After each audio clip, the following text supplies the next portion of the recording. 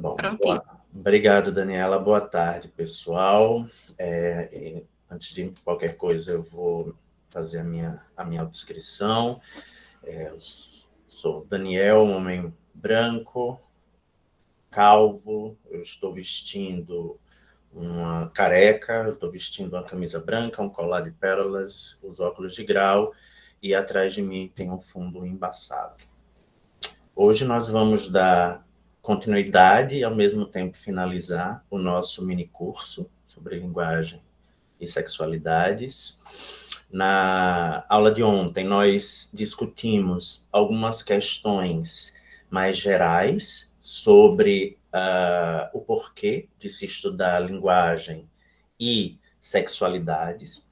Inclusive, a gente fez alguns questionamentos bastante polêmicos sobre os vieses dos estudos de gênero e da linguagem e como ele excluía as sexualidades não heteronormativas. E isso é algo que chama bastante atenção quando a gente olha para trás, a gente faz um panorama dos estudos de gênero, de sexualidade e de linguagem dos anos 80 para trás. E a partir dos anos 90, a gente começa a ter uma preocupação maior no campo linguístico sobre as diferentes sexualidades, sobre a relevância da não heteronormatividade para o reconhecimento de corpos dissidentes. E hoje nós vamos fazer um histórico mais topicalizado dos estudos de gênero. Eu vou compartilhar daqui a pouco os slides com vocês. Nós vamos ver 4 etapas, 4 momentos dos estudos de gênero, desde o início do século XX até os tempos atuais, e vamos finalizar a nossa conversa hoje trazendo alguns trabalhos sobre os estudos em sexualidade e linguagem. Boa tarde, Débora. Em sexualidade e linguagem, feitas no Brasil. Eu trago alguns nomes. Curiosamente, depois que eu selecionei os nomes, eu vi que eram todos homens, homens gays, mas homens. Infelizmente, eu acabei cometendo essa gafe, né, de não trazer nomes não masculinos, mas eu posso citar inúmeros trabalhos que valem a mim. Trouxe sim uma mulher, trouxe a Elizabeth, acabei esquecendo. Trago uma mulher, mas não trago, por exemplo, pessoas trans nessa pequena revisão que eu faço, mas eu posso indicar, e na verdade acredito que vai fazer isso no final da aula de hoje. Então, eu vou dar início à gravação, eu vou colocar essa gata no chão, porque ela não vai me deixar trabalhar. Pronto. Vou dar início ao compartilhamento dos slides. Quero, por gentileza, que vocês digam se eles aparecem. Sim, professor, está aparecendo. Muito obrigado, Sim, está aparecendo. Obrigado, gente.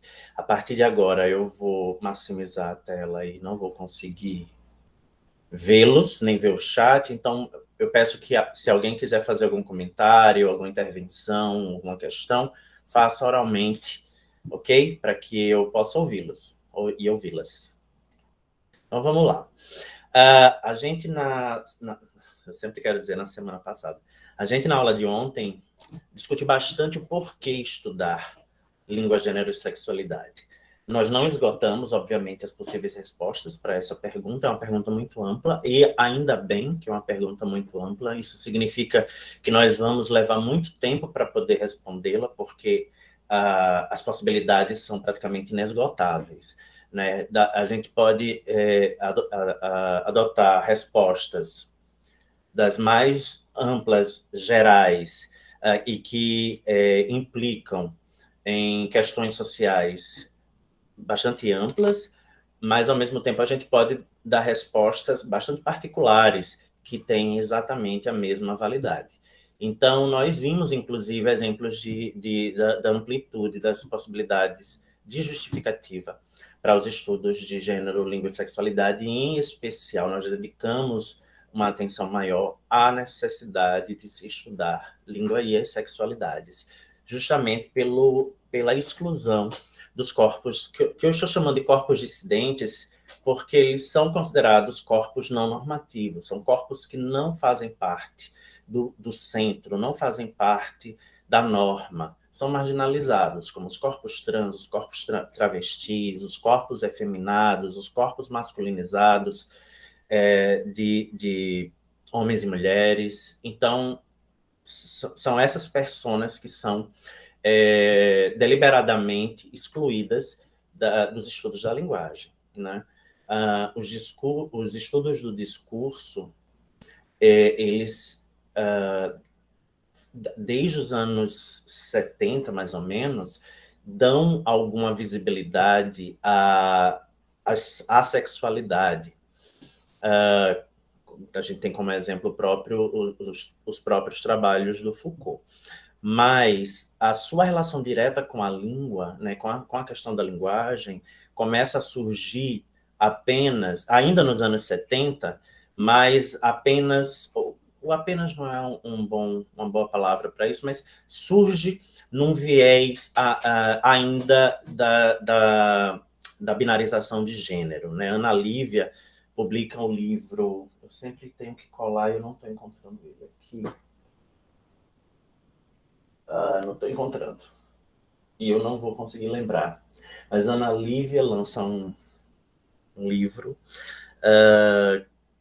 um artigo, em que ela questiona essa posição privilegiada do masculino na linguagem, né? E ela dá início, então, à busca da visibilidade do feminino, né, do não masculino, e a gente pode interpretar assim, eu acho que é muito mais abrangente, né, da visibilidade ao não masculino na linguagem. Mas essa visibilidade ela acaba se desenvolvendo, ela acaba tomando mais corpo em estudos da linguagem que não são necessariamente linguísticos, como a literatura, né, e as próprias artes. Então, a literatura começa a ter um perfil mais feminino, começa a ter um perfil menos masculino e começa a teorizar sobre isso. Então, a gente tem uma teoria da literatura feminista, uma teoria da literatura feminina a partir dos anos 70. Na teoria linguística, esse momento é tardio, ele surge lá para os anos 90,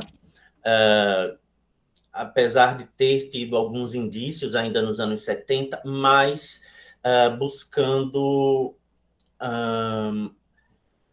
servir como uma ilustração apenas da masculinidade, né? Com o que a gente conhece hoje como língua gay, ou no Brasil a gente chama de pajubá, que na verdade já é uma apropriação de uma linguagem que é desenvolvida nas ruas pelos corpos travestis, pelas pessoas trans, né? Mas ela é associada ao G da sigla LGBTI, que é a mais. Que, anteriormente, muitos de vocês não são dessa geração, mas inicialmente a sigla era GLS, né? Gays, lésbicas e simpatizantes. E essa sigla demonstrava a hierarquização das sexualidades e a hierarquização do gênero, dos valores de gênero na sociedade. Então, o gay, que é seria o homossexual masculino, ele encabeçaria, né, essa comunidade. A partir dos anos 2000, há uma relocação, né, da sigla. A própria comunidade lésbica faz essa exigência, mostra as demandas, e a sigla ela é adaptada e ela passa a ser LGBT, e com a vinda à tona de outras sexualidades e de outros corpos, esses corpos são encaixados nessa sigla. Então, a gente já tem A de assexual, a gente já tem Q de queer, tem mais de um T para trans e travestis, temos P em alguns casos para pansexual, etc. Né? E o mais seriam as possibilidades. Então, nós vamos fazer agora esse passeio histórico pela pesquisa sobre língua, gênero e sexualidade, para desembocar no final sobre os estudos especificamente sobre sexualidades e linguagem no Brasil. Ok? Alguém quer fazer alguma pergunta?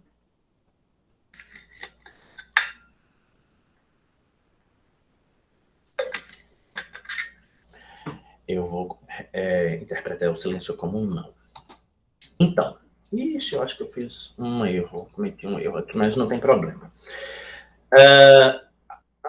A história dos estudos sobre gênero, língua e sexualidade pode ser resumida no que nós chamamos dos 4Ds dos estudos sobre o tema.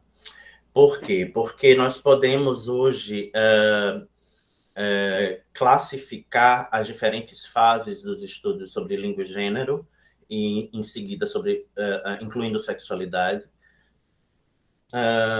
em momentos históricos distintos, e esses momentos podem ser classificados. O entendimento sobre os papéis de gênero e das sexualidades no estudo da linguagem podem ser entendidos a partir de um panorama, de uma perspectiva de déficit, de domínio, de diferença e uma perspectiva dinâmica. A perspectiva do déficit atribui o uso normativo da língua a homens heterossexuais, né? Então, a sexualidade ela era excluída dos estudos sobre língua e gênero, na medida que a sexualidade era a não heterossexualidade. E a não heterossexualidade era excluída da sociedade. Então, ela não era relevante, não era uma categoria social relevante para os estudos sociais. E implicava ou declarava que a língua de outras pessoas está ausente ou é desviante. Então, não é relevante saber da língua das pessoas que não são homens heterossexuais. Já a perspectiva do domínio atribui diferenças linguísticas ao poder assimétrico concedido a homens e mulheres na sociedade. É um refinamento da abordagem do déficit que é fortemente influenciada pelas teorias feministas das décadas de 70 e 80. Então, com a virada linguística nos anos 60, que dá origem a uma série de novas perspectivas nos estudos da linguagem, nos estudos sociais de uma forma geral, e nos estudos da linguagem, para o que nos interessa aqui, em que os atos de fala voltam a ser relevantes, ou passam a ser relevantes, né, na medida que a linguística, como nós entendemos na academia, ela vai ganhar corpo no começo do século XX, e ela, desde então, não assume, não dá atenção à fala, né? Exclui a fala nos primeiros modelos de estudo, no estruturalismo e no gerativismo. A partir dos anos 60, né, quando a filosofia dá foco à pragmática e os atos de fala ganham espaço, e a partir desses atos de fala, né, de que nós temos intenções ao falar, e essas intenções constroem o mundo à nossa volta, as ciências sociais começam a perceber uma série de fatores que eram excluídos, incluindo essa assimetria dos papéis de homens e mulheres na sociedade. Mas observem que ainda se mantém um binarismo estruturado, né, e estrutural, biologizante dos corpos masculinos e dos corpos femininos. Em seguida, nós vamos ter a perspectiva da diferença, que atribui diferenças linguísticas a diferenças culturais baseadas em gênero. Homens e mulheres habitam mundos diferentes que os levam a usar a língua de maneiras contrastantes. Reformula a postura do déficit e da dominância de maneira positiva. Mas vocês, até na própria definição, na própria descrição da perspectiva da diferença, vocês observam um vestígio aí, um resquício bastante estruturalista e até meio determinista, na medida em que nós conseguimos capturar a ideia de que as diferenças da fala de homens e mulheres são determinadas pelas diferenças sociais. Então, há uma relação de dependência, né, da língua e do lugar social desses falantes, que são ainda homens e mulheres, corpos binários.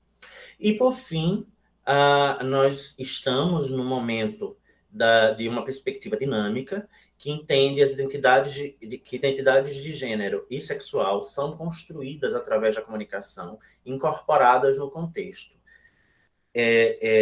Essas sexualidades e essas identidades são fluidas, instáveis e sensíveis às mudanças sociais e atitudes individuais. E, automaticamente, essa fluidez e instabilidade pode ser percebida na língua utilizada por esses falantes. Então, era para estar destacado a perspectiva do déficit, eu cometi um erro aqui, mas nós vamos ilustrar a perspectiva do déficit com o estudo mais famoso dessa perspectiva, que é o estudo do Otto Jespersen. Apenas um capítulo do livro Language, Its Nature, Development and Origin, publicado em 1922, Otto Jespersen, na verdade. É um gramático dinamarquês, se eu não me engano, vai aparecer a foto do rapaz daqui a pouco. E ele vai discutir, de uma forma geral, a linguagem, né, numa perspectiva estruturalista. Observem que é uma gramática, é uma gramática do mesmo período do Language, do Bloomfield, que é lançado na mesma década, mas a diferença é que esse livro do Jespersen, ele carrega uma herança comparativista muito grande. Então, ele vai falar de origem, de desenvolvimento de língua, vai falar de questões históricas que são excluídas no estruturalismo bloomfieldiano. E há um capítulo em que o Jespersen discute as diferenças entre a fala do homem e da mulher. Na verdade, ele justifica a inferioridade da fala, da língua usada pelas mulheres. Então, as mulheres, isso é um trecho, eu não consegui encontrar a página, tá? Eu peço desculpas, depois que eu copiei, eu não consegui mais achar a página. Mas o trecho diz que as mulheres têm vergonha de mencionar certas partes do corpo humano e certas funções naturais pelas dominações diretas e muitas vezes rudes que os homens preferem quando estão entre si. As mulheres, portanto, inventaram palavras e paráfrases inocentes e eufemísticas. Então, isso é uma descrição, na verdade, de um comportamento feminino vigente naquele período histórico, né, em que as mulheres não tinham direito de se comunicar da mesma forma que os homens. Na verdade, as mulheres sequer tinham direito à voz em espaços públicos, elas tinham que pedir permissão ao pai quando era solteira ou ao marido quando era casada para se manifestar sobre qualquer coisa. Então, a utilização de palavras grosseiras era simplesmente inaceitável. Então, é um comportamento social, né? As mulheres não poderiam usar determinadas expressões linguísticas pela norma social vigente naquela época, mas o Jespersen traduz isso como como algo da natureza feminina que é refletida na própria natureza linguística das mulheres. Então, as mulheres usam eufemismo para falar de partes íntimas, por exemplo. Eu lembro da minha infância, as meninas na escola procurando palavras delicadas para se referir à vagina, por exemplo. Então, era florzinha, era o pipi, eram palavras delicadas. Ela não podia falar uma palavra que poderia ser considerada uma palavra forte. Já os homens utilizavam as palavras comuns, aqui em Maceió, sei lá, pinta, rola, para se referir à sua genitália. E isso não era condenável, né? Pelo menos na minha infância, na minha geração.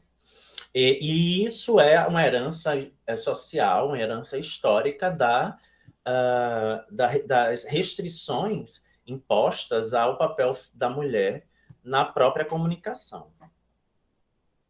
O vocabulário de uma mulher, em regra, ainda é do texto do Jespersen, mas eu acho que é citado pela Coates. O vocabulário de uma mulher, em regra, é muito menos extenso do que o de um homem. As mulheres se movem preferencialmente no campo central da linguagem, ou seja, elas vão utilizar palavras mais literais. Olha que contradição. Em cima, informa que as mulheres vão ser eufêmicas para tratar de por exemplo, partes do corpo e funções naturais, que seriam a excreção, mas, ao mesmo tempo, elas vão se mover linguisticamente no campo central da linguagem, ou seja, nas estruturas menos inventivas da linguagem, evitando tudo que está fora do caminho ou que é bizarro, enquanto os homens frequentemente cunham novas palavras ou expressões ou adotam as antiquadas. Isso é do livro da Jennifer Coates. E é curioso que nesse mesmo capítulo, logo em seguida a esse trecho, o Jespersen vai justificar porque nós não encontramos, nesse momento, tantas mulheres na ciência e ganhadoras do prêmio Nobel, por exemplo. Ele dá esse exemplo. Porque as mulheres não são criativas linguisticamente, consequentemente, não conseguem ser criativas nas demais áreas intelectuais. E era o pensamento vigente, né? Eu não sei quantas mulheres já haviam ganho o prêmio Nobel em 22, mas eu sei que a Marie Curie é o único nome que me vem à mente, né? Enquanto nessa época vários outros nomes poderiam vir à mente para mencionar a premiação. Então, observem que há uma ideia de deficiência da mulher em relação à linguagem, né, a utilização da língua, comparada ao homem. Então, o homem tem uma elasticidade, uma desenvoltura maior do que a mulher no campo da linguagem. Aí, o rapazinho. Então, esses primeiros trabalhos sobre língua e gênero tratam mulheres como exceções a uma regra geral, e essa regra geral era a língua do homem heterossexual e branco. A gente não pode esquecer que em 1922 era o auge, no Brasil, por exemplo, ainda, da eugenia, né? da tal da seleção natural social, né? Da possibilidade de pureza, de purificação da raça, e purificação da raça significa do branqueamento da raça, e a possibilidade de um homem negro ser entendido como regra era impossível, né? Não existia essa possibilidade. Então, quando a gente entende homem, nesse momento, é um homem branco, tá certo? Isso pode ser visto em pesquisas sociolinguísticas antigas, nas quais se supõe que os entrevistados são homens, a menos que seja indicado o contrário. Os homens são vistos como a norma, como desejável, como admirável. E aqui a gente pode ilustrar com o desenvolvimento, na época, do que a gente chama hoje de dialetologia. A dialetologia, no início do século XX, ela surge ainda no século XIX, ela começa a ganhar o seu formato, né, o formato que tem até hoje, na primeira metade do século XX, e ela, nesse momento, considerava como informantes, falantes da língua, apenas homens. Como eu falei, nesse momento da história, nos anos 20, e até bem adiante, as mulheres precisavam da autorização do marido ou do pai para qualquer coisa, né? E esses mesmos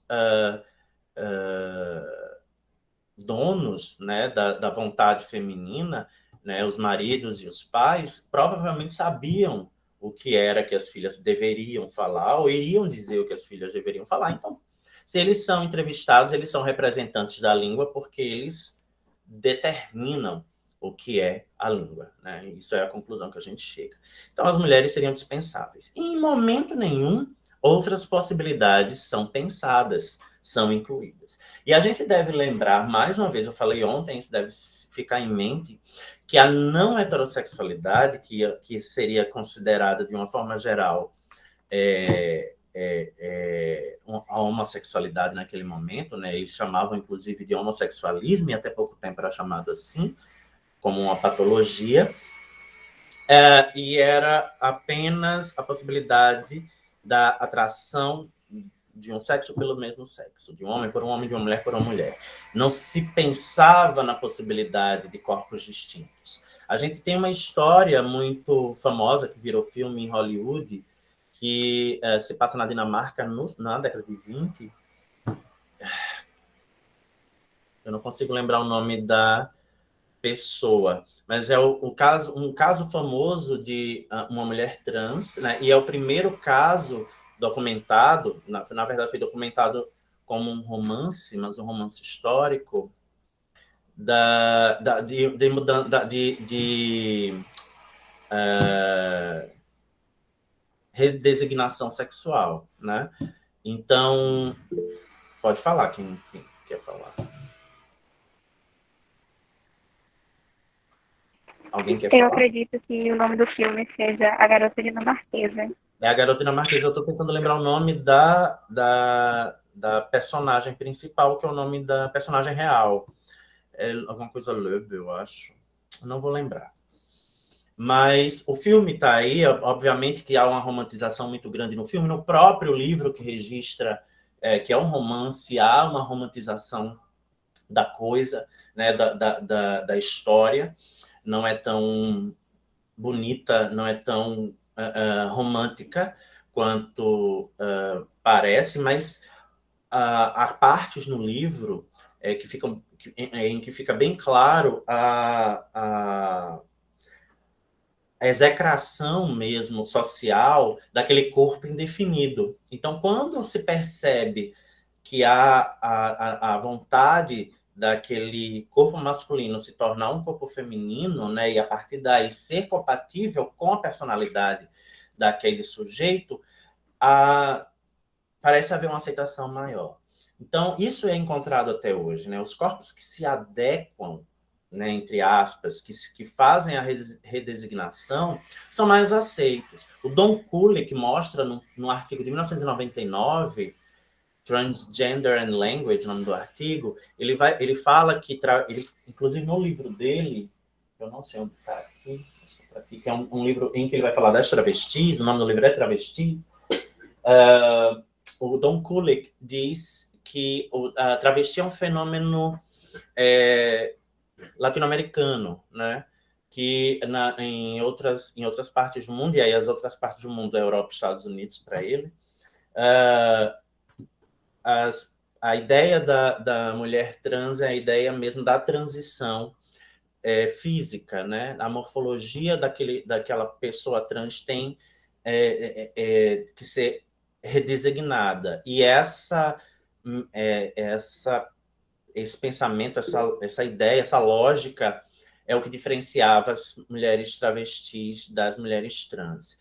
Obviamente, isso mudou, o próprio Kulik não pensa mais assim, mas era uma ideia que estava em vigor até pouco tempo. Pois não, quem quer falar? Sou eu, Anderson. Eu acredito que essa ideia ela é fortalecida principalmente porque, assim, de acordo com o pensamento que vigora em uma sociedade heteronormativa, ao fazer a transição, aquele indivíduo estaria meio que entrando para aquilo que eles consideram adequado, né? Como se ele Exato. estivesse entrando, se tornando uma mulher ou se tornando um homem. Então, acredito que essa aceitação se dá justamente por essas questões, né? Ou, pelo menos, é uma questão que contribui bastante. Mas é exatamente isso. A sociedade vai encaixar na forminha do homem e da mulher, né? A sociedade ocidental pensa em gênero apenas com o valor masculino e o valor feminino. Então, se uma pessoa que nasce num corpo masculino não se identifica com aquele corpo, a sociedade não aceita que ela seja alguma coisa a não ser o masculino ou o feminino. Então, se ela tem que ser alguma coisa, ela tem que ser feminina. Inclusive, isso é muito facilmente identificável nas no entendimento dos corpos gays, né, e nos corpos lésbicos, né, nos corpos homossexuais. A gente é xingado sempre pelo valor oposto do que o nosso corpo representa naquele momento. Então, os meninos são xingados de mulherzinha, né, de afeminada, dentro da própria comunidade gay, de passiva, que seria aquele desejo sexual que é associado ao feminino, né? E a gente vai ver num dos trabalhos que eu vou apresentar hoje, que há há uma erotização do ânus masculino, do homem heterossexual, que só pode ser satisfeita na relação sexual com a mulher, porque não desmasculiniza o corpo masculino, né? Não perde a virilidade, e é algo que não é discutido. Eu não lembro se é pending, esqueci o nome da coisa. Pode falar. E também é muito interessante, interessante assim, né, na questão de ser uma coisa que a gente consegue perceber, que ao mesmo tempo que existe essa normalização, né, esse querer de colocar dentro de uma caixinha, de adequar entre o homem e a mulher, ao mesmo tempo também tem essa negativa, né, a todo tempo está ali se rebaixando a mulher. Ao mesmo Isso, tempo que tem que ser colocado dentro de uma caixinha que ou é homem ou é mulher, mas também tem ali aquele conjunto de aspectos negativos que a sociedade sempre vai atribuir ao sujeito feminino em detrimento do masculino. isso. O corpo lésbico, ele acaba sendo... eu não sei se eu vou me arriscar a dizer sendo mais aceito, mas ele é talvez menos visibilizado do que o corpo gay. Né? Quando eu estou falando de corpo lésbico, corpo gay, são os estereótipos associados a esses corpos, tá, gente? Inclusive, há coisas, a gente ouve na sociedade coisas do tipo, nem parece que é gay, nem parece que é lésbica, como se existisse uma forma, né, de ser gay, uma forma de ser lésbica. E essa forma que se espera a sociedade é essa caricatura, né? Ou seja, o menino, o homem com os trejeitos efeminados e a mulher com os trejeitos masculinizados, virilizados. É a expectativa do estereótipo, né, que é associado sempre aos corpos gays e lésbicos. E até mesmo aos corpos travestis. Se esperam a feminilidade excessiva dos corpos travestis, mas tem travestis mais butch, mais masculinas, né? E essas travestis mais masculinas, elas são marginalizadas dentro da própria comunidade. Então, a comunidade LGBTQIA+, é uma comunidade muito dinâmica e muito fluida, né? Para se encaixar em valores fixos. Né? E isso é a conclusão que a gente quer chegar no curso hoje. Né? E como a língua impossibilita essa fluidez. Mas vamos dar continuidade, que eu tenho um bocado de coisa para falar, eu tenho medo de não dar tempo. Mas vocês podem me interromper no momento que vocês quiserem. Agora sim, a gente vai falar da perspectiva do domínio. E o principal trabalho, a gente atribui o surgimento da perspectiva do domínio com o lançamento do livro, mas inicialmente do artigo Language and Woman's Place, da Lakoff. Em 73 ela publica o artigo, em 75 sai o livro, e ela confirma aquilo que a gente deduz do texto do Jespersen, de que a língua dos homens é a norma, né? Então, toda a ideia de norma linguística é baseada na língua do homem, né? E a gente tem que ressaltar aqui do homem branco, cis, hétero, todas os penduricalhos que a palavra homem carrega na sociedade ocidental. A reivindicação da Robin, as reivindicações dela ecoam muitos dos estereótipos linguísticos do Jespersen. Por exemplo, de que as mulheres usam eufemismo, evitando expressões indelicadas, preferindo a polidez. E as formas gramaticais corretas, ou seja, e o uso das formas gramaticais corretas, ou seja, procuram aplicar as regras linguísticas de uma dada língua. A Lakoff sugere que as mulheres são usuárias de línguas desfavorecidas. E aqui eu preciso fazer alguns esclarecimentos. O Jespersen vai mencionar uma série de comportamentos linguísticos associados à mulher, né, que ele descreve como associados à mulher, que refletem a estrutura social do período, do início do século XX, que, na verdade, reflete toda a existência feminina ocidental, pelo menos desde o Renascimento. E o que a Lakoff faz, em 1975, a sociolinguística já era alguma coisa consolidada, né? Mas era uma teoria consolidada por homens brancos, norte-americanos. Né? Qual é o nome dele? Foi orientador do Labov, esqueci o nome dele.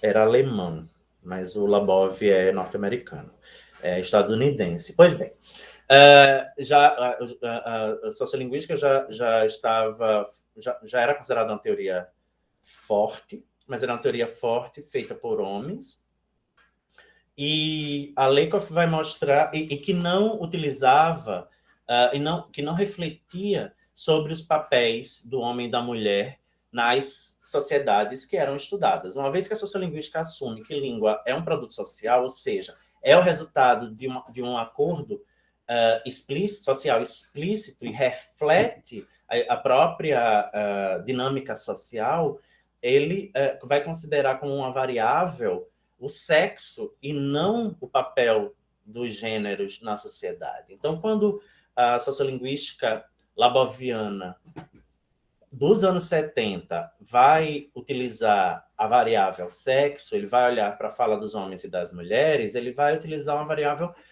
puramente biológica. Pessoas trans, por exemplo, que já eram uma realidade bastante popular nos Estados Unidos, em Nova York, que é onde um famoso estudo dele é feito, não são consideradas. Na verdade, elas sequer participam da sociedade, né? São pessoas marginalizadas.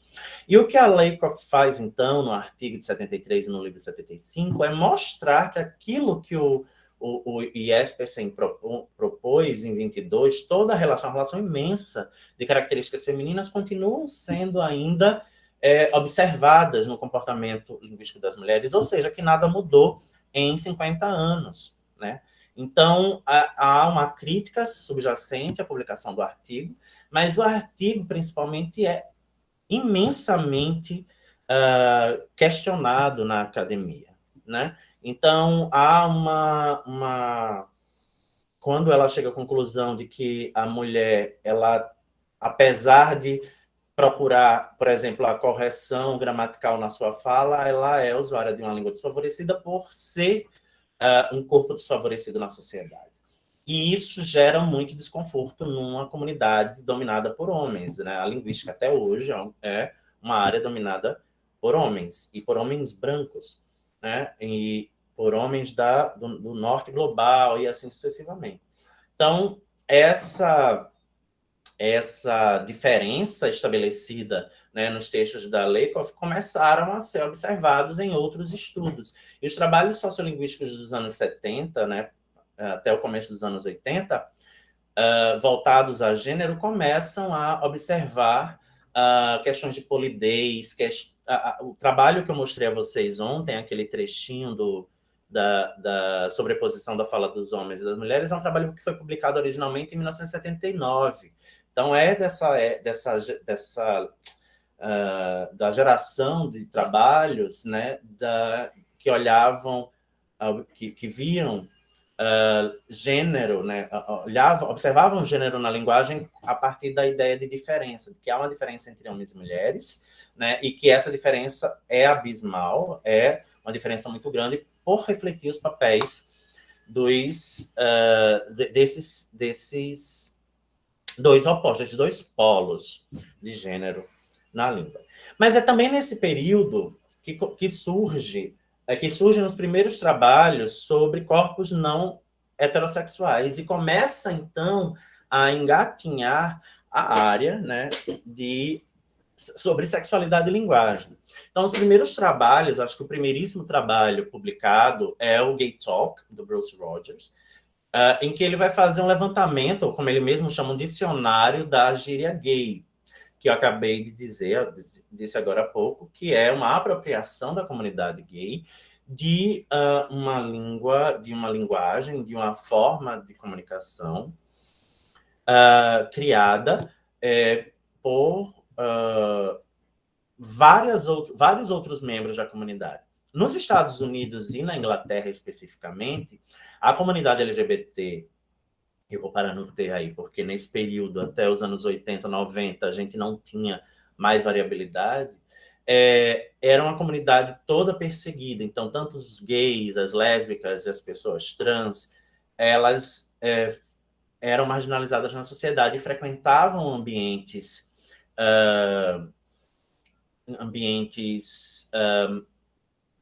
como eu posso dizer, mais privativos, né? E para conseguir estabelecer uma comunidade propriamente dita, e aí a gente pode lançar mão da ideia de comunidade de prática, né? A proposta da sociolinguística mais recente, essa sociolinguística mais estilística, de que as comunidades de fala, na verdade, são resultado da interação de várias comunidades de práticas sociais. E essa comunidade LGBT nos Estados Unidos, no Reino Unido, era uma comunidade que vivia em guetos, né? Elas, nesses guetos, usavam uma linguagem específica para se comunicar, né? Usavam uma forma linguística específica para se comunicar, e não serem entendidos por quem estava fora dessa comunidade prática. E aí, esse dialeto, né, que foi chamado de dialeto depois, passa a ser chamado de língua gay, né, o dialeto gay, porque a figura naquela comunidade são os sujeitos daquela comunidade com mais visibilidade, que são os homens. Né? Então, em toda a sociedade ocidental, em toda a história da sociedade ocidental, é o homem que vai ter o foco, inicialmente, em todos os aspectos, inclusive nas dissidências, como nas sexualidades não heterossexuais. E os primeiros trabalhos sobre língua e sexualidade focaram nessas línguas secretas, nesses dialetos que os gays costumavam usar. Lésbicas e outras representações de sexualidades foram amplamente ignoradas. Mas, como eu acabei de falar, eles são esses dialetos, eles são originários da comunidade como um todo, mas os gays ganharam a fama, né? Aqui no Brasil isso é muito mais explícito, porque o que a gente chama de pajubá é um dialeto criado nas ruas pelas pessoas trans, mas que foi assimilado na cultura, na mídia principalmente, como uma língua gay, né? E isso é muito desonesto, inclusive. Já o livro editado pelo Tchezebro já inclui as lésbicas, mas é apenas no título, no subtítulo. Observe que é Gay Speak, Gay, Male and Lesbian Communication, mas o título continua apenas gay. E a língua gay é em oposição a uma suposta norma linguística heterossexual. Então, apesar de não ser um trabalho profundo, de não ser uma pesquisa reflexiva e crítica, esses trabalhos iniciais, como o livro do Rogers, é uma resposta à norma linguística heterossexual que já estava sendo exposta, né, pelo trabalho da Lakoff. E aí a gente traz um histórico desse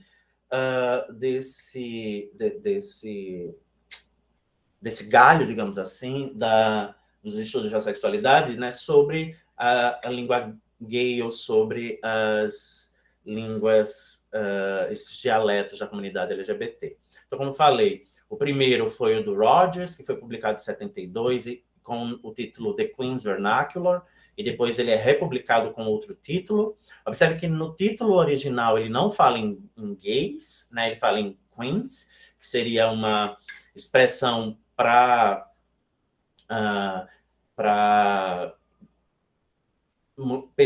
gays espalhafatosos, que surge da performance drag queen, mas é depois metonimicamente espraiada para gays efeminados, gays mais espalhafatosos, de uma forma geral, mas depois ele é ajustado, né, mercadologicamente para gay talk. Observe que há uma distância, né, de 25 anos, quase, para um outro livro ser publicado, que é um livro do William Leap, Words Out, Gay Men's English. Esse trabalho do William Leap ainda é sobre léxico, mas já a partir de uma perspectiva mais crítica. O William Leap é quem cria a expressão linguística lavanda, né? Essa linguística que vai estudar a língua, essa língua mais adocicada, digamos assim, da comunidade gay. O Paul Baker vai publicar o Polari, The Lost Language of Gay Men, já em 2002. Já observa que há espaços muito grandes entre as principais publicações. E o Polari do Baker é expandido e republicado sob o nome de Fabulosa em 2019. Mas são os textos mais conhecidos e são todos voltados para a língua inglesa. Nós não temos no Brasil, por exemplo, um material robusto sobre o Pajubá. Existem alguns trabalhos, algumas dissertações que fazem uma descrição, mas geralmente areal, geralmente de uma região, de uma área específica. Mas não faz um tratado ou uma descrição sociolinguística ou dialetológica do Pajubá. E é um trabalho que faz muita falta. Agora é um trabalho gigantesco, né? Um trabalho que vai exigir uma mobilidade muito grande. É muito diferente você fazer um trabalho do Polari, por exemplo, no Reino Unido, que praticamente se resume a Londres, e fazer um trabalho sobre o Pajubá no Brasil, em que cada região tem variações, né? As pessoas da comunidade LGBTQIA+, do Nordeste, do Sudeste, do Sul, do Norte, têm particularidades e todas essas comunidades precisam ser descritas a partir das suas particularidades. Então, dá um trabalho muito maior e a gente não tem investimento para isso. Alguém quer fazer alguma pergunta? Deixa eu olhar aqui a hora.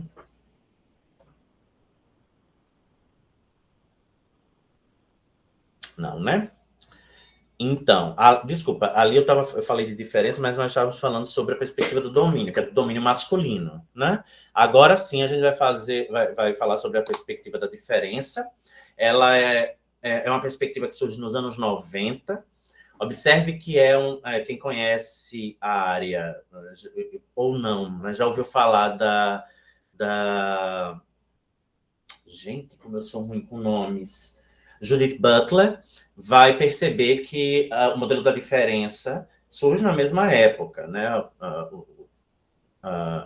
As publicações da Judith Butler começam nos anos 90 também, e coincidem, né? Os dois últimos Ds, eles são contemporâneos. Mas o que ganha visibilidade em primeiro lugar, inicialmente, é o modelo da diferença. Por quê? Porque a Deborah Tannen publica, em 1990, o livro Homens são de Marte e as Mulheres são de Vênus, que virou um best-seller, né? Em que ela vai mostrar que há diferenças do comportamento, né, linguístico de homens e de mulheres, né? E ela expõe essas diferenças e o livro se torna uma febre, né? Inclusive vira filme, vira peça, teatro, vira um monte de coisa. E ele é vendido, se vocês observarem aí no livrinho amarelo, ele é vendido como um guia prático para melhoramento da comunicação. Como é? Improving communication. E quem é do inglês pode me ajudar? Get what you want. E obter o que você deseja em suas relações. Então, é com um objetivo praticamente sexual, né, a venda. O que não era o objetivo inicial da Deborah... Desculpa, eu confundi aqui. Esse é o livro do John Gray. O da Deborah Tannen é You Just Don't Understand, em que ela mostra as diferenças entre a fala de homem e das mulheres na comunicação. E a partir desse livro da Tannen, outros livros como Homens são de Marte, Mulheres são de Vênus estouram, se aproveitando, né, da ideia de que homens e mulheres são diferentes e procurando soluções, entre aspas, para essa diferença. Eu não sei se vocês já ouviram, mas é bastante comum você ouvir ditos bem machistas como a gente nunca entende o que a mulher diz, as mulheres são indecifráveis. Essas máximas, elas se proliferaram nesse momento, né, em que se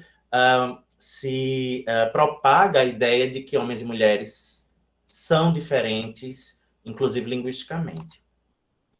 Então, é uma reação, esse modelo é uma reação à visão negativa e androcêntrica da língua das mulheres, né, de que os homens possuem um domínio linguístico sobre as mulheres, e a Deborah Tannen vai dizer, olha, não é que há um domínio, há uma diferença. Né? As mulheres e os homens falam de forma diferentes porque eles desempenham papéis diferentes na sociedade. E ela tenta quebrar, né, ela tenta argumentar contra uma hierarquização na fala de homens e de mulheres. Né? Tratava homens e mulheres como iguais, mas diferentes, ou seja, homens não seriam superiores às mulheres, pelo menos linguisticamente, mas apenas diferentes. E aqui vocês observam que há uma série de polêmicas, né, para não dizer problemas, nessas assunções, porque a gente viu na atividadezinha de ontem que há uma diferença, há uma tentativa de superioridade, sim, no desempenho comunicativo dos homens em relação às mulheres. Né? Em relação aos próprios homens, a depender da hierarquização que se estabelece naquela conversação. Homens aspiram status, isso são as conclusões do livro da Tannen. Homens aspiram status em um mundo hierárquico, enquanto as mulheres buscam conexão e solidariedade. Então, há uma diferença, ela mostra uma diferença nos papéis sociais, né, entre homens e mulheres. Os homens, eles são selvagens, capitalistas selvagens, digamos assim, enquanto as mulheres procuram dar as mãos. Houve muita crítica sobre essa proposta da Tannen, no mesmo período, né, inclusive a própria Judith Butler vai se manifestar, porque a gente sabe que não é muito bem assim. Né? Na medida em que as mulheres buscam também o status, ela vai ter comportamentos que são associados a performances masculinas. E o modelo dinâmico da Butler se baseia nessas falhas, né, do modelo da diferença. Mas aí vocês podem ler outros trabalhos relevantes, como o trabalho do Maltz e do Borker e da Coates 96. Eu trouxe só para a gente dar início ao último D, um videozinho, que eu não sei se vocês já viram, que são... é um grupo de gays, é um vídeo do início dos anos 2000, 2010, eu acho, do início dos anos 2010, ou do final dos anos 2000, não vou lembrar agora. São numa barraca de praia de Salvador, que não existe mais, a Barraca Aruba, porque não existe mais barraca de praia em Salvador, a prefeitura derrubou todas, e essa Barraca Aruba era uma barraca, como é que a gente pode dizer, uma barraca, era um ambiente gay-friendly, né? Era um ambiente seguro para as bichas e para a comunidade LGBTQIA+, como um todo. E essas bichas bombaram bastante na internet na época com esses vídeos. É uma série de 6 vídeos, eu trouxe só um. Eu não sei se vai funcionar, porque sempre que eu tento passar, dá problema esse vídeo. Vocês me dizem se conseguem ver e ouvir, tá? E depois que eu passar, é bem curtinho, a gente conversa, tá bom? Eu vou tocar só o começo e paro, e vocês me dizem se vocês estão vendo e ouvindo. E aí? Está dando para ouvir? E vocês conseguem ver? Sim, sim. Então beleza. Então vou passar o vídeo curtinho. Prestem atenção.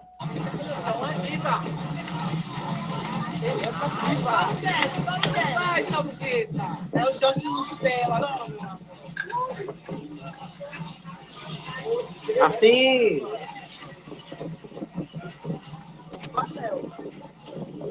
Isso é uma ativa. Então são a diva. São a diva, meu amor. Bora, viado, nós três, hein? Viado assim, ó. Bora. Aqui,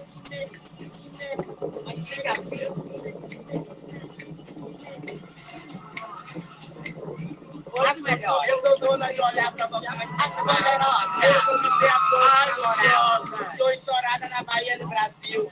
Pince igual a mim nunca existiu. Eu tenho uma beleza incomparável que não se discute. Não tem nenhum que me derrote, não.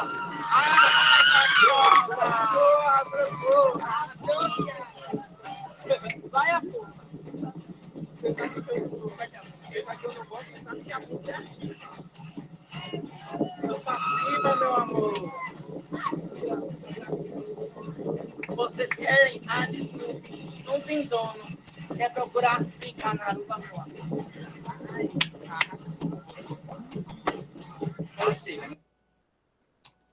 Bom, é bem... Vocês conseguiram ver direito? Conseguimos. Sim, sim. Vocês já conheciam?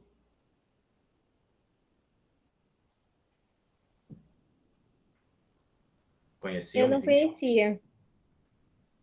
Pois então, depois vocês procuram As Bichas da Barra Caruba no YouTube. Eu acho que tem 5 dos 6 vídeos disponíveis lá. Eu não lembro se eu ainda tenho todos, porque eu sou da época do Orkut e eu tinha esses vídeos da época que surgiu o YouTube, praticamente. Mas aí vocês conseguem observar. Eu escrevi umas coisas aqui. Eu já falei. Bom, é curioso nesse vídeo, porque a gente consegue perceber algumas questões que podem ser capturadas da discussão do Baker, de 2002, quando ele escreve sobre o Polari, que seria o pajubá da língua inglesa. O Polari, ele tem características parecidas com o pajubá nosso, né? É basicamente um léxico criado para a comunidade LGBT, dentro da comunidade LGBT, que elas vão compreender e que é estranho para quem está fora, para quem não faz parte dessa comunidade. E o que Baker quis mostrar quando ele vai fazer a descrição do Polari, é que o Polari ele é uma inclusão baseada na exclusão. Então, o Polari ele vai reunir, ele vai agregar uma comunidade que é basicamente refugiada de uma sociedade heteronormativa, né? E essa comunidade ela vai desenvolver a sua própria história, ela vai gerar seus próprios índices, né? Elas vão fazer associações sociais, culturais e linguísticos baseados na sua história e nas suas vivências, e que não necessariamente ocorrem nas comunidades externas à comunidade LGBTQIA+. E esse vídeo da comunidade, das Bichas da Barraca Aruba, ele demonstra bastante isso. Eu trouxe como exemplo aqui também um vídeo glossário, que tá no YouTube também, mas glossário, que são umas travestis, ou tem atores travestidos também, mas é algo mais atuado, né? É ensaiado. Aqui o vídeo das Bichas da Barra Caruba é uma demonstração muito espontânea de um comportamento linguístico e performático em um ambiente seguro para essa comunidade. E aí você observa que há uma apropriação de termos pejorativos. Um deles fala que eu sou passiva, fala com orgulho da passividade, eles se tratam no feminino. Há uma expressão de orgulho, inclusive utilizando algumas expressões do pajubá, na construção mesmo dessa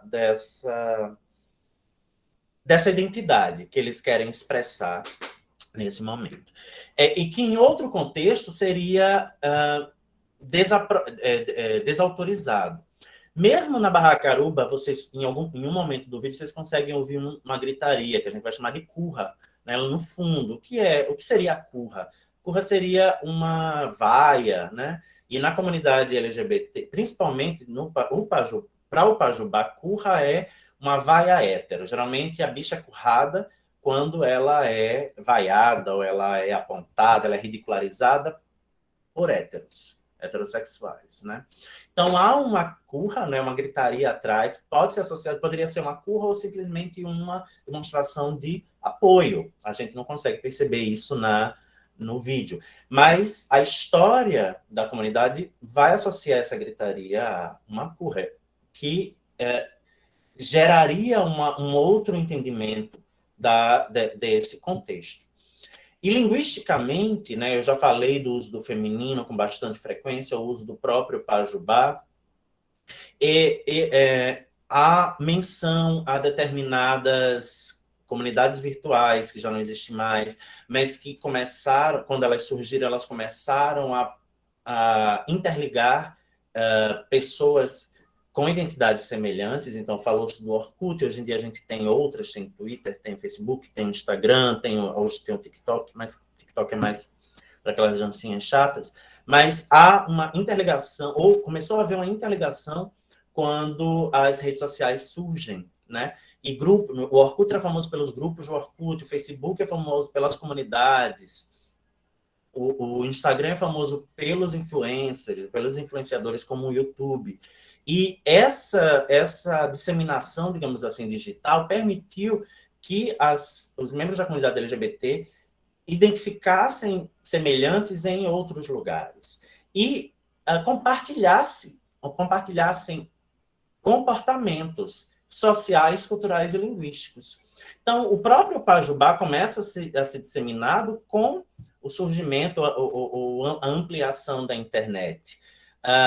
O próprio Polari, ele começa a ser incorporado na língua portuguesa, por exemplo, com a popularização de programas como o RuPaul's Drag Race. Então, começa a haver uma interligação de outras culturas e de outros corpos ao próprio vernáculo das línguas, né? E falando especificamente aqui do Brasil, ao vernáculo do português, ao português.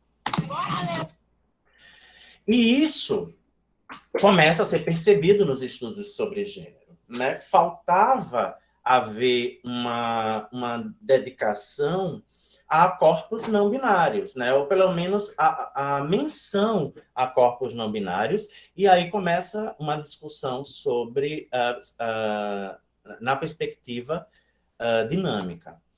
E os modelos dinâmicos, né, dos estudos sobre linguagem e gênero são desafiadores de diferença. Ao definir a agenda da linguística feminista como uma das formas de estabelecer que os homens falam assim, as mulheres falam assado, é inevitável que as diferenças sejam confirmadas e não desafiadas. Esse foi o problema do trabalho da Tannen, né? Ela aponta que há uma diferença, né? Que não há uma dominância, mas há uma diferença, mas ela não desafia a diferença, né? Ela estabelece, ela alicerça, autoriza essa diferença simplesmente, né?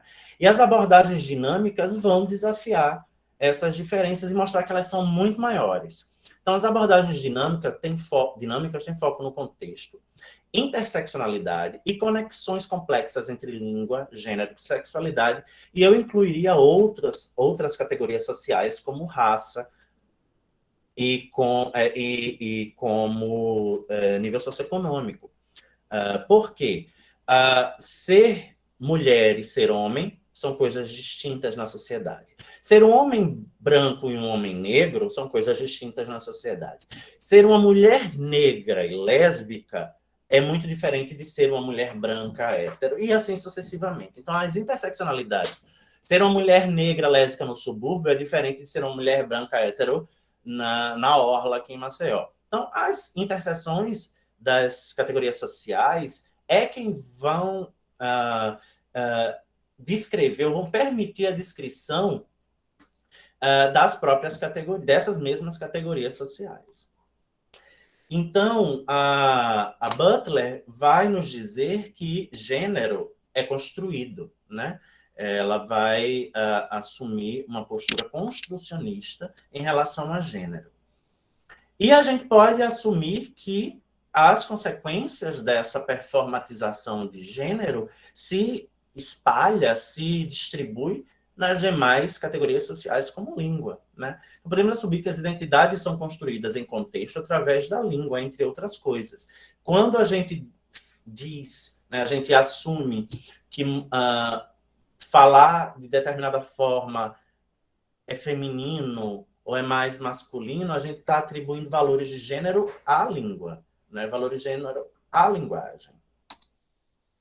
E a Butler vai argumentar que todos performam suas identidades sexuais e de gênero todos os dias, conscientemente ou não.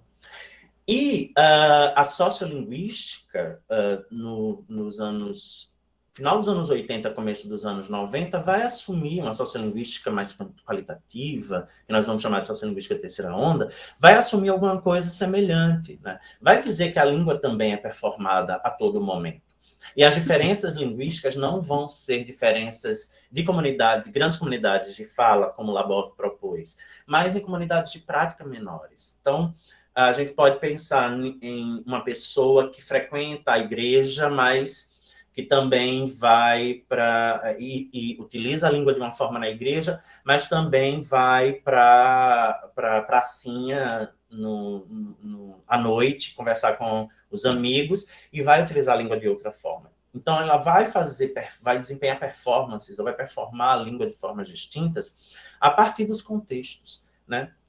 E são essas diferentes formas de utilizar a língua pelo próprio indivíduo que vai caracterizar a variabilidade da língua, né? De uma forma muito mais, como eu posso dizer, concreta. Bom, então o Gender Trouble, que a Judith Butler publica nos anos 90, é traduzido para o português como Problemas de Gênero. É um livro, esse eu consigo ver aqui, é um livro extremamente, não sei se vocês conseguem ver, extremamente popular, né? E é um novo feminismo, né? Ele vai ser entendido como um novo feminismo. A tradição sociológica, da sociologia, vai dividir os feminismos... Alguém quer falar alguma coisa?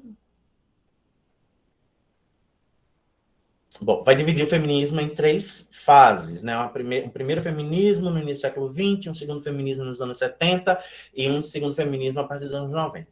Eu acho essa divisão didática demais e muito problemática, porque a gente tem outros feminismos circulando aí que são apagados, né? A gente tem um transfeminismo, a gente tem um feminismo negro que vai ser contado num bolo como uma terceira onda feminista. Eu não sei, eu não vou falar pelas autoras feministas, mas como um leitor dessa literatura, eu vejo essa classificação muito redondinha, um pouco problemática, mas é uma discussão que vocês podem fazer com a professora Lígia, que eu acho que tem muito mais autoridade para falar sobre isso do que eu. E aí, o que é que a Butler, em 90, vai falar? Vai afirmar que gênero é fluido e muda de acordo com o contexto, né? Que os corpos vão desempenhar performances de gênero dos diferentes gêneros a depender das demandas contextuais. E propõe uma teoria da performatividade, baseada na ideia de que as identidades culturais de gênero são alcançadas através da ação e mantidas através de repetidas performances.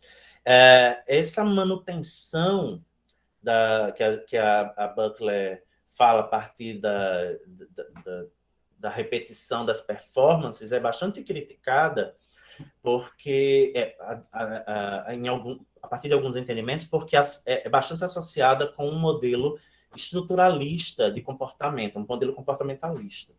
Mas, de certa forma, faz muito sentido, né? Porque algumas performances vão ser mantidas como norma, né, e repetidas como norma, mas elas primeiro são estabelecidas como norma. Não é porque uma performance social de gênero de qualquer outra categoria é repetidamente performada que ela vai ser mantida e vai ser normatizada. Então, inicialmente, há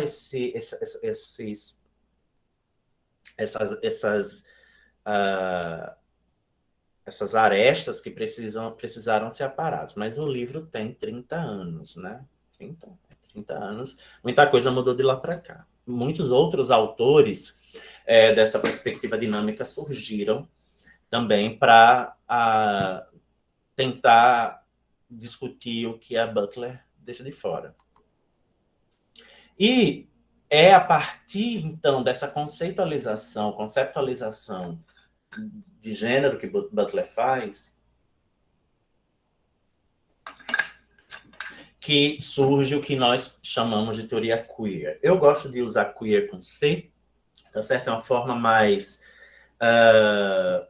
menos anglófona, mais latina, e é uma forma bastante usada hoje no Brasil. E mesmo que não seja, eu escolhi usar queer com C, mas no título dos slides eu mantenho queer com Q. Então, a teoria queer trata as categorias de identidade como fundamentalmente instáveis e problemáticas, né? Eu quero fazer um parêntese aqui, não é uma disciplina sobre teoria queer, tá? Desculpa, não é um curso sobre teoria queer.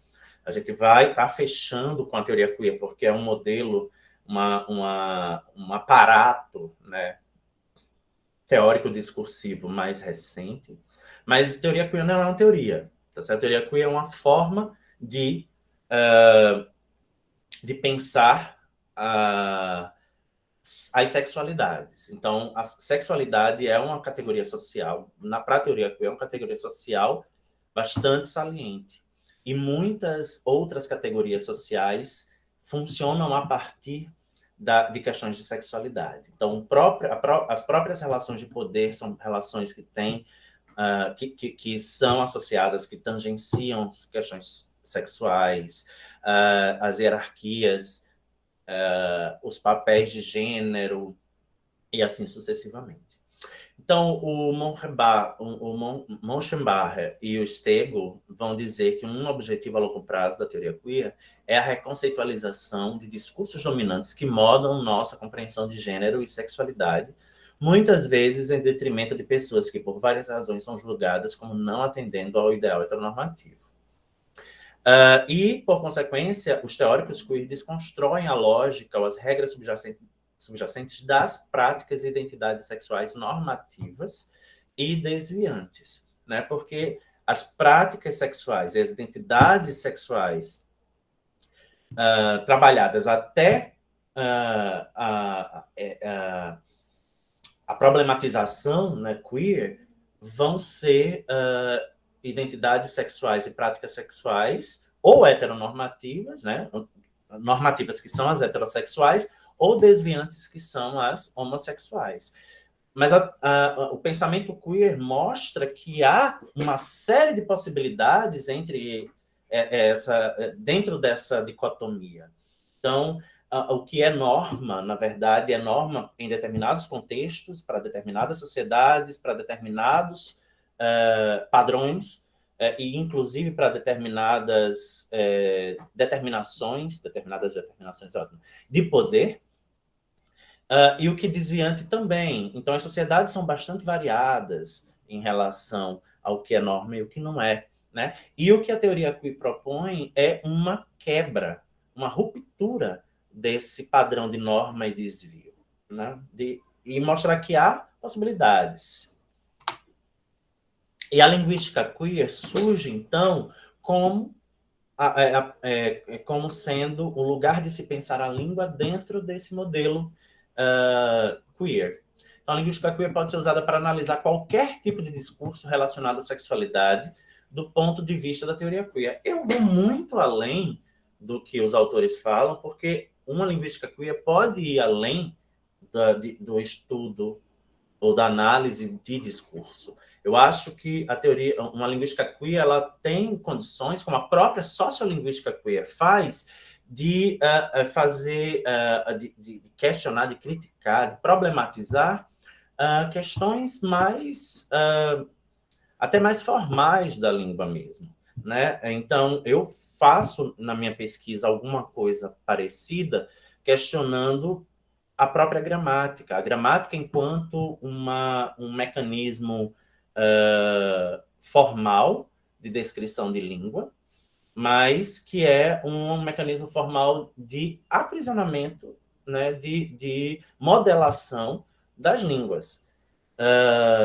E o que a teoria queer também apresenta como uma vantagem nos estudos para a linguística queer é que você não precisa necessariamente se apegar a uma metodologia específica de uma teoria linguística. A linguística, né, o pensar, a epistemologia linguística, e aí principalmente a sua história, a historiografia linguística, nos faz acreditar que para se fazer uma pesquisa linguística séria, você tem que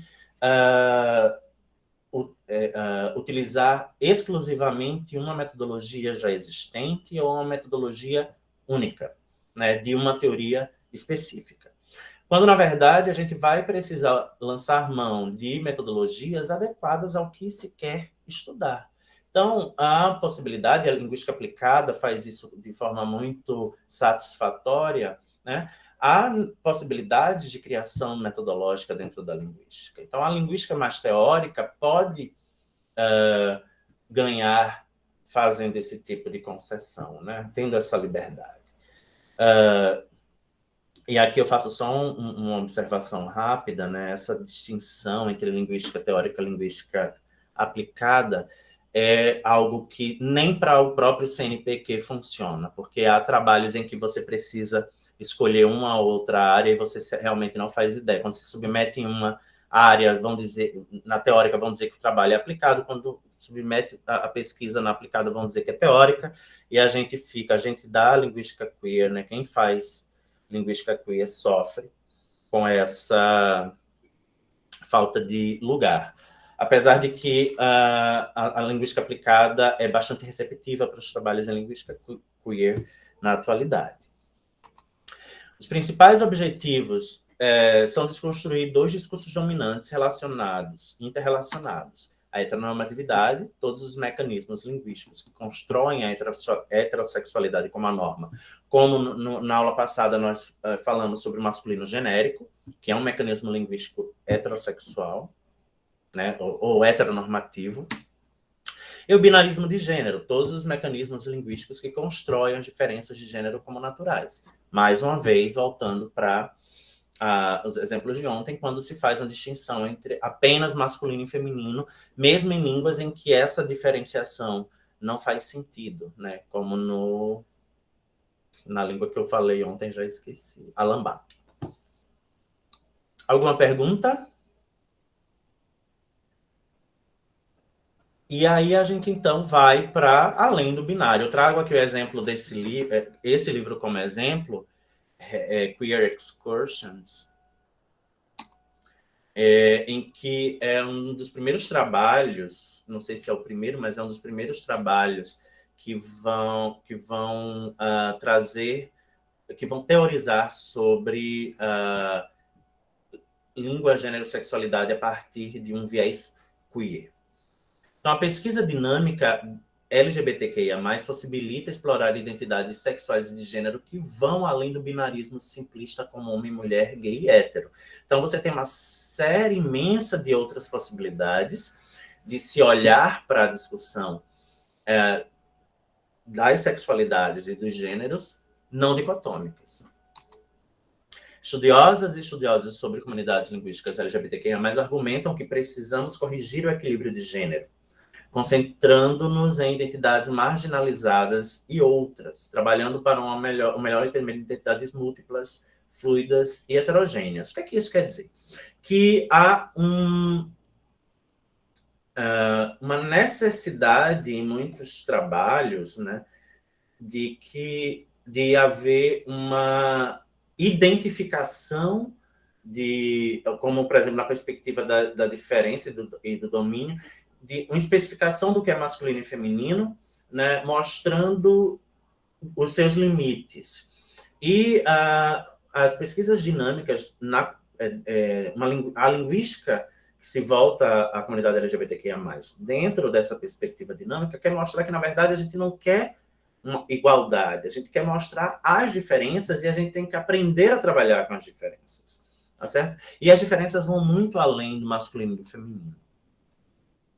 Então, um corpo crescente de pesquisas LGBTQIA+, considera questões sobre identidade transgênero, por exemplo, como o trabalho do Bob e da Osterman, em 2007, de Zima, em 2014, não binárias, como o trabalho de Corin, e queer, como Collar, por exemplo. Então, você tem uma série de outras possibilidades. O queer aqui aparece como uma não... Qual é a palavra que eu posso usar? Uma não conformidade com os papéis de gênero estabelecidos na norma, né? Então, o queer aqui é uma quebra, uma ruptura da norma de gênero. E o não binário com algo também nesse sentido. E a gente, para finalizar, eu trouxe aqui 5 trabalhos para ilustrar a pesquisa em sexualidades e língua no Brasil, tá certo? E essa pesquisa parte da pergunta de como língua, gênero e sexualidade pode ser relevante para os estudos da linguagem na atualidade, né? E aí a gente vai encontrar vários outros trabalhos, eu trouxe esses, porque são trabalhos próximos, trabalhos que eu já conhecia, e são trabalhos brasileiros, né, que precisam de reconhecimento. Se vocês prestaram atenção no curso ontem, hoje, todas as referências mencionadas são estrangeiras, todas, né? Mas o trabalho, a pesquisa em sexualidade e língua tá ganhando bastante força nos últimos 15 anos, mais ou menos, aqui no Brasil. Pode falar quem quiser, quem pediu. Sou eu, Anderson.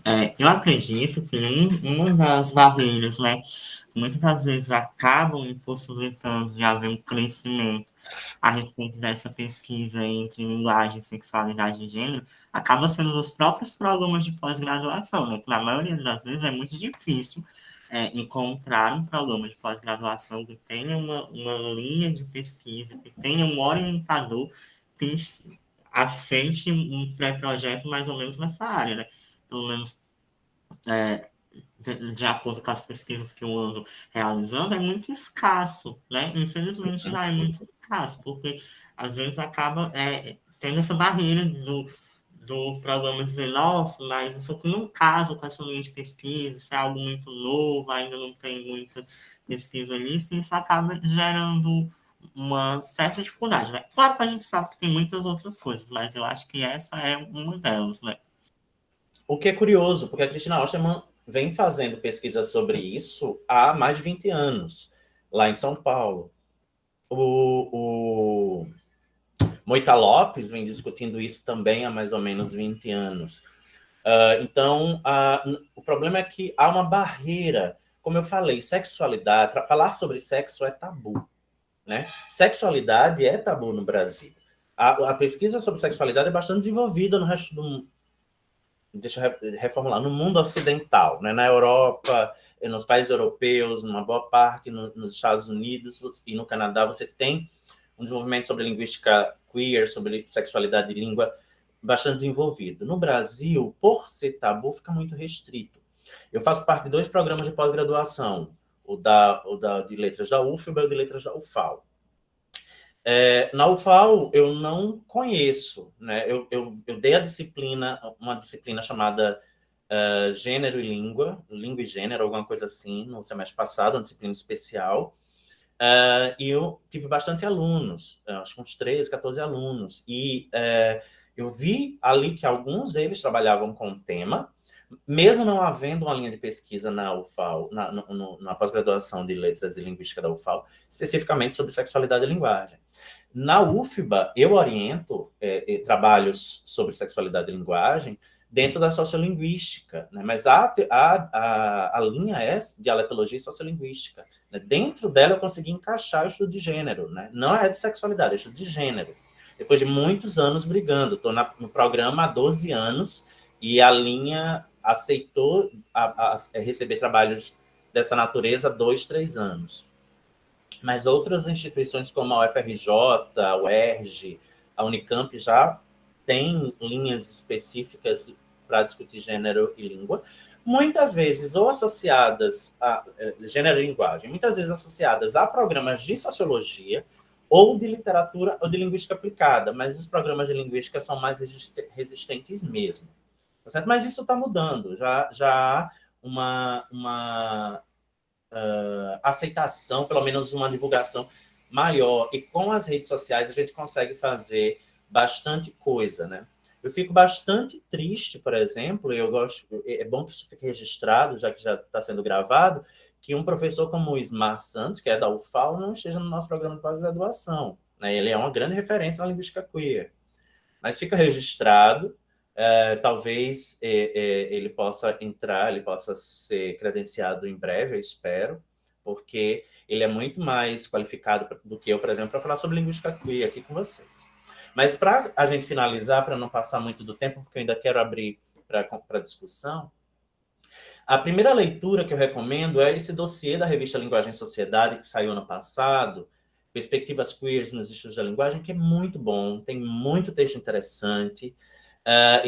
Inclusive, o primeiro texto que eu trago, que é o do Rodrigo Borba, é desse dossiê, As Falantes Transviados.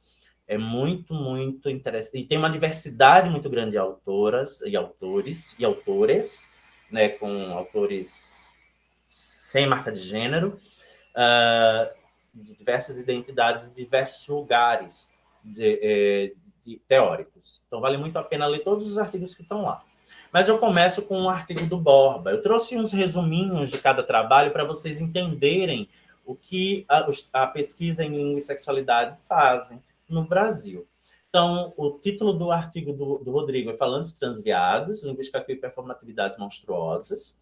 E no artigo ele apresenta o conceito de falantes transviados. Observem que ele tira a marca de gênero, substitui pelo X, você fala como conseguir, que oferece possibilidade, e aqui os falantes transviados são em oposição aos falantes ideais de Chomsky, tá certo? Ele faz esse jogo mostrando que essa heterogeneidade, essa liquidez das performances dão conta das diferenças, da variabilidade dos estilos dos falantes na língua, né? E no momento que a gente assume o desempenho que o Chomsky tinha excluído da sua teoria, a gente explica vários fenômenos linguísticos, e que oferece possibilidades analíticas para entendermos como pessoas em suas práticas locais negociam sentidos para quem são, vis-à-vis normas que limitam o que podem, devem fazer e como podem, devem falar e escrever, circunscrevendo as fronteiras entre o normal e o ideal, o abjeto e o monstruoso. O artigo propõe uma perspectiva analítica queer, guiada pelos conceitos de indexicalidade e corporificação. Ele revisita dados gerados em uma pesquisa etnográfica sobre prevenção de infecções sexualmente transmissíveis entre travestis, com o intuito de entender como performances transviadas, que são aquelas que reviram e misturam múltiplos repertórios linguísticos e bagunçam regimes de ordenação do comportamento generificado, emergem e a que propósitos servem localmente. Então, nessa pesquisa, ele observa a permanência de eu não sei se é uma médica, uma profissional de saúde, uma mulher cis, numa comunidade de travestis que se prostitui, e como as performances dessa mulher cis são negociadas em diferentes contextos, né? E como ela assume certos comportamentos linguísticos dos grupos em que ela se insere naquele momento. Então, isso questiona a própria noção de variedade linguística, né, proposta nos estudos sociolinguísticos mais tradicionais. O segundo que eu trago é um trabalho meu, tá certo? Na verdade, eu trago 2 trabalhos, porque um está publicado e é apenas um piloto, né, um trabalho piloto, mas um trabalho mais robusto vai sair num livro que eu acredito que deve ser lançado no próximo semestre, no começo do ano que vem, que vai se chamar Linguagem Neutra, Língua e Gênero em Debate, que é organizada pelo Gabriel Otero e pelo Fábio Ramos. E eu falo nesses trabalhos sobre um pronome não binário, né? Sobre pronome não binário, sobre a invenção, a criação de pronomes não binários. No primeiro artigo, que é esse que está embaixo, que está publicado no colóquio do Museu Pedagógico, que saiu em 2019, eu vou falar especificamente do pronome ela, né? Esse acento circunflexo é para uma marca gráfica para diferenciar a forma do ela, e em que e onde ele aparece? Eu encontrei esse pronome numa música do Psirico. Eu adoro música baiana. E ele tem uma música chamada Bate Cabelo, e tem uma travesti que já foi vereadora da cidade de Salvador, a Leocrete, que tem uma participação nessa música, e nessa música aparece o pronome ela. E a pesquisa parte daí, eu vou buscar na internet outras realizações desse pronome e descrever os contextos em que ela aparece e fazer uma análise mesmo pragmática da utilização e que corpos esse pronome representa, porque ele vai ser assumido como um pronome neutro em algumas descrições, mas ele é muito específico na representação de corpos transexuais masculinos, né? Corpos travestis. Então, ele não é tão neutro assim. E no segundo trabalho que vai sair nesse livro, a pesquisa examinou a possibilidade de desmarcação de gênero na referência dos corpos não cisgêneros. O movimento atitudinal é necessário para a implementação linguística de um neopronome, que são esses novos pronomes para referenciar corpos não binários. O poder regulador dos pronomes pode ser usado para excluir ou incluir pessoas com base em gênero. Os pronomes não binários oferecem uma ferramenta importante para a construção da identidade linguística, tanto no nível individual quanto no de grupo, devido a esse poder regulatório dos pronomes. Sua escolha é um ato politizado, uma vez que diferentes escolhas de pronomes têm implicações distintas. Uma delas sendo a natureza exclusiva dos pronomes generificados na hierarquia de valores de gênero. Isso é verdade, quer para se referir a corpos cujas leituras de gênero não são genéricas ou não correspondem aos valores binários, como os corpos travestis. Assim, usar um pronome que reflita a não binariedade dos corpos contemporâneos sinaliza apoio e aceitação dessas identidades e, inversamente, a recusa de seus usos funciona como uma declaração de rejeição dessas identidades e corpos. Então, esse segundo artigo é um artigo mais político, né, em que eu faço, inclusive, no final, uma categorização dos diferentes tipos de pronome. Eu utilizo várias línguas para mostrar como esses pronomes surgem no chinês, no inglês, no sueco e no português, e que eles não são uniformes, e que eles têm características linguísticas e políticas muito distintas. Quem tiver interesse, ele está publicado na minha página do Research, no e-mail, e eu mando uma cópia do manuscrito para vocês. O penúltimo trabalho é o da Elizabeth Lewis, do Léxico Gay à Linguística Queer, estabilizando a norma homossexual oculta nas teorias queer. E o artigo examina se, apesar de permitir maiores desconstruções e desnaturalizações das categorias de sexualidade que usamos hoje em dia, a linguística queer sofre de um dos problemas que afeta os estudos queer em geral, uma norma homossexual oculta, né? E aqui, norma oculta é um jogo de palavras com a norma culta, que a gente costuma usar.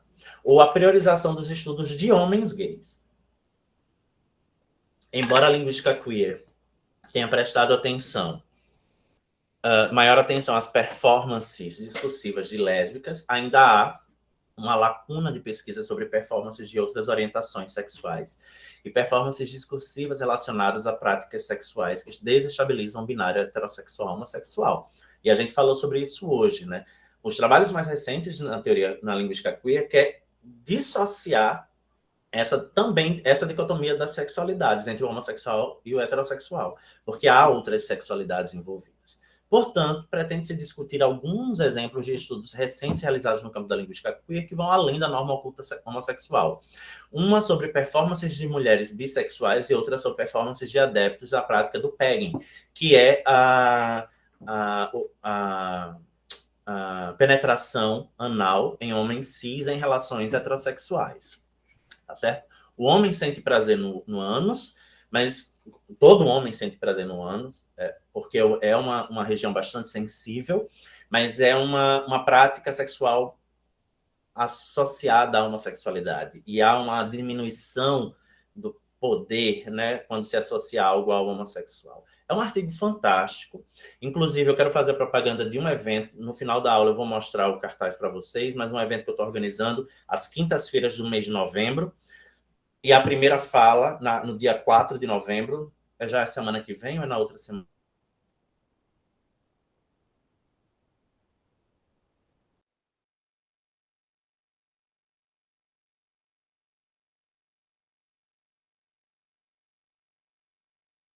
Santos Filho, professor da UFAL. Quem quer falar, pode falar. Alguém quer falar? Então, deixa eu continuar.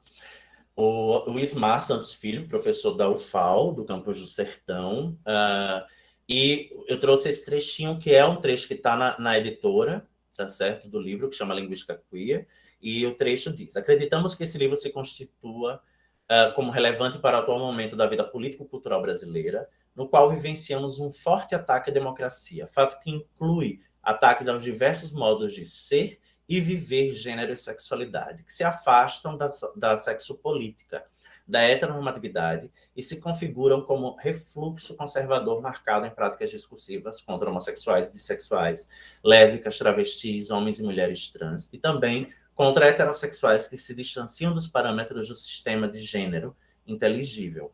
Sendo assim, as discussões aqui propostas a respeito de uma linguística queer ajudam-nos a problematizar as normatividades de gênero e sexualidade que ocorrem em diversas práticas. Eu não achei o meu volume, né, o meu exemplar do livro para mostrar a vocês, mas é um livro lindo. Quem puder comprar, por favor, compre. Entre em contato com o Ismar. Como ele é professor da UFAL, a comunicação não deve ser tão difícil, o e-mail dele deve estar disponível no site, no Cigar,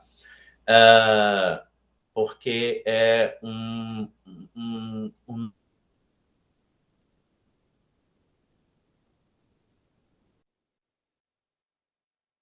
esses exemplos para finalizar, para mostrar que, mais ou menos, né, para dar um exemplo, uns exemplos de como se faz pesquisa em língua e sexualidade e como se faz bem essa pesquisa aqui no Brasil. Tá? Eu estou excluindo aí os meus trabalhos, mas os demais, que são pesquisas de referência, são trabalhos que valem muito a pena ler. E aqui eu trouxe algumas referências que eu usei, acho que eu trouxe todas. E vou, então... Deixa eu parar a apresentação. Vou, então, finalizar abrindo espaço para que a gente converse. Eu não acho que eu não dei bom dia, desculpa, boa tarde a todo mundo. Tem uns rostos que apareceram depois que eu abri os meus slides. Então, boa tarde a quem chegou depois. E podem meter bronca. O que vocês querem perguntar? Querem comentar alguma coisa? Deixa eu fazer só outro jabá. Tá no forno, na editora da UFBA, um livro que eu falei ontem, do evento que eu organizei no começo do ano passado, sobre língua, gênero e sexualidade lá na UFBA. E os apresentadores, né, as pessoas que apresentaram o trabalho, foi um workshop, a grande parte eram convidados, mas houve duas sessões de pôster, e os trabalhos selecionados foram organizados num volume, que é o nome do nosso curso. Na verdade, eu copiei o nome do curso, do nome do livro, que é Linguagem e Sexualidades, Perspectivas Linguísticas do século XXI. E tem trabalhos fantásticos, tá certo? Tem um trabalho de uma orientanda que vai defender agora em dezembro do mestrado sobre surdez e comunidade LGBTQIA+, na tradução, na interpretação de Libras. Tem um artigo sobre religião e sexualidade e homossexualidade. Tem artigos sobre corpos não binários na história do Brasil, né, do Helder, que é fantástico. Então, está no forno, mas eu posso disponibilizar alguns textos para quem tiver interesse. E agora, depois do jabá feito, alguém quer fazer algum comentário, alguma pergunta?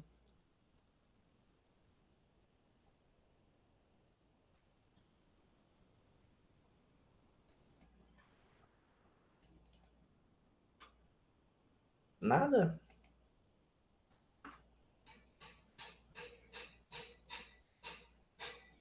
Ontem vocês estavam mais comunicativos. Estavam, estão cansados hoje. Sexta-feira, à tarde. Eu queria fazer, na verdade, não é nem uma pergunta, na verdade é um pedido de uma dica.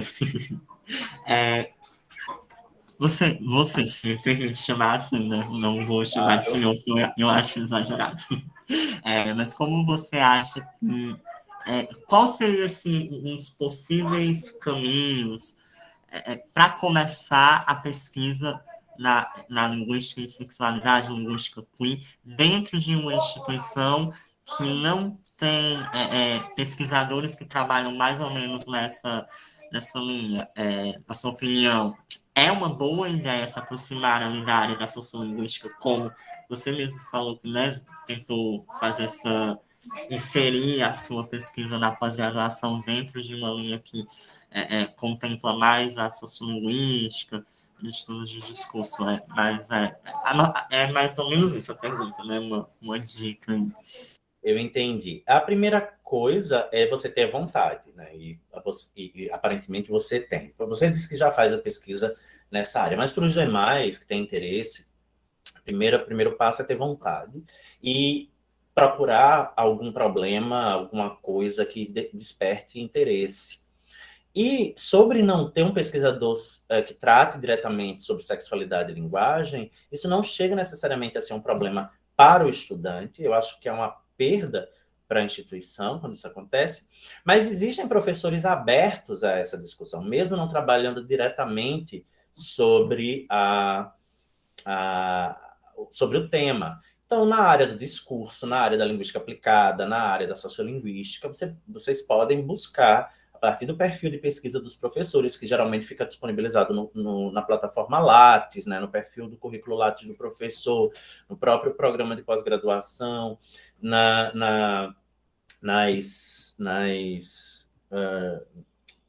como é que diz? No site de pesquisa, quando a instituição tem um link sobre as pesquisas desenvolvidas, verificar se tem algum professor que possa trabalhar, geralmente que trabalha com discurso, pode discutir tranquilamente questões de sexualidade, gênero e língua. Quem trabalha com a sociolinguística mais qualitativa também, provavelmente não vai se opor a trabalhar com isso. O pessoal da linguística aplicada é muito generoso em relação a esse debate, a essa discussão. Então, eu acho que, havendo a vontade, havendo um objeto, um problema que vocês queiram discutir, leve esse problema para algum professor que vocês acreditem que possa ter desejo de fazer uma discussão na sua área de investigação, na sua linha de investigação, sobre aquele tema, né? Eu, quando comecei a orientar sobre sexualidade, eu comecei a orientar dentro da gramática gerativa. Olha a maluquice. Mas eu comecei a ver que havia a possibilidade de, a partir dali, olhar o que eu podia olhar. E depois eu enveredei por outras discussões, outras áreas. Pode falar, ainda. A minha pergunta, né, ela não é nem ela não foi nem feita com relação a mim, mas mais do que para as pessoas presentes, caso, né, queiram iniciar na pesquisa. Eu tive muita sorte, né, diga-se de passagem, na universidade que eu estudo não tem nenhum professor que trabalhe diretamente com a linguística queer, mas tem uma professora minha que trabalha com letramentos. E aí que a gente iniciou a pesquisa em letramentos quiz, né? Ela se mostrou super aberta, ela fez o convite porque ela viu que eu tinha interesse na temática, e aí que a gente está aí desenvolvendo essa pesquisa sobre letramento queer, que inclusive também é algo bem pouco explorado, pelo que eu estou vendo. Estou tendo bastante dificuldade de encontrar material teórico brasileiro, na maioria das vezes é coisa mais de outros países. Então, assim, é uma dificuldade, né? Eu espero que daqui a alguns anos a gente já tenha aí uma base mais estabelecida, né? Para que os próximos não tenham essa dificuldade. Eu acho que o caminho está sendo traçado. O Ismar, que é professor da UFAL, ele trabalha com ensino também. Ele tem publicado recentemente alguns trabalhos sobre isso, e em linguística queer eu acho que vale muito a pena. O público da UFAL está bem servido, porque tem o Sóstenes do discurso, que trabalha com questões de gênero, tem o Ismar na UFAL, que apesar de ser no campus do Sertão, é UFAL, e trabalha com linguística queer. Eu estou na pós-graduação, mas eu estou no movimento para vir para a UFAL e trabalho com sociolinguística queer, então o pessoal da UFAL tá bem servido, né? E outras instituições têm os seus pesquisadores. Eu lembro de alguns, na UFPE tem um professor, ai meu Deus, é Igor? Não quero dizer o nome o Ivan. Na UFBA tem vários professores, professora Daniela Santos, Isadora, todas trabalham com língua, discurso ou pragmática e sexualidades e gênero, e tem bastante gente por aí, né? Mas eu acho que partindo do estudante, partindo do pesquisador, o interesse, encontrar o orientador é um detalhe, tá bom? Alguém quer mais fazer alguma pergunta? Enquanto vocês fazem os comentários, eu vou fazer o meu outro jabá, que é o do meu eventozinho. Esse pessoal do PET não... Eu vou pôr a tela cheia para que vocês vejam. É um colóquio virtual, rodada de conversa sobre gênero, sexualidade e linguagem, e tem alguns convidados, entre eles Elizabeth Luiz, que eu falei para vocês. E vai acontecer às quintas-feiras, 15 de novembro, desculpa, às 15 horas, às quintas-feiras de novembro. São as 3 primeiras quintas-feiras de novembro. Eu sei que não dá para copiar esse link aqui, mas eu vou mandar para o pessoal do PET para que vocês peguem. É um canal meu canal do YouTube que vai ser transmitido e tem uma inscrição, um link de inscrição, porque não posso lotar a sala. Então, quem tiver interesse, ontem eu dei meu e-mail, vou dar de novo aqui. Quem tiver interesse, me manda um e-mail que eu mando o link e vocês se inscrevem. Ninguém tem mais perguntas? Eu, então, queria começar os agradecimentos, né, pelo convite, pela lembrança do PET, a tutora do PET, os membros, os estudantes. É sempre um prazer trabalhar com o PET, né, como ex-petiano, sempre petiano. E discutir sobre esse tema é muito prazeroso para mim, né? E eu vejo cada vez mais interesse das pessoas em quebrar esse tabu, né, de falar sobre sexo, sobre sexualidade e língua, e a gente só tem a ganhar com essa coragem, né? Então, eu desejo boa sorte, né? Parabenizo ao PEC também pelo evento lindo que está fazendo. Desejo boa sorte a todos vocês, a todas vocês, e desejo um excelente Fora Bolsonaro ano que vem para todos nós. Tá bom? Eu vou parar por aqui. Professor, muito obrigada pela presença. Pode falar, Laís. Muito obrigada pela presença, foi um prazer esses 2 dias e a todos também, todas.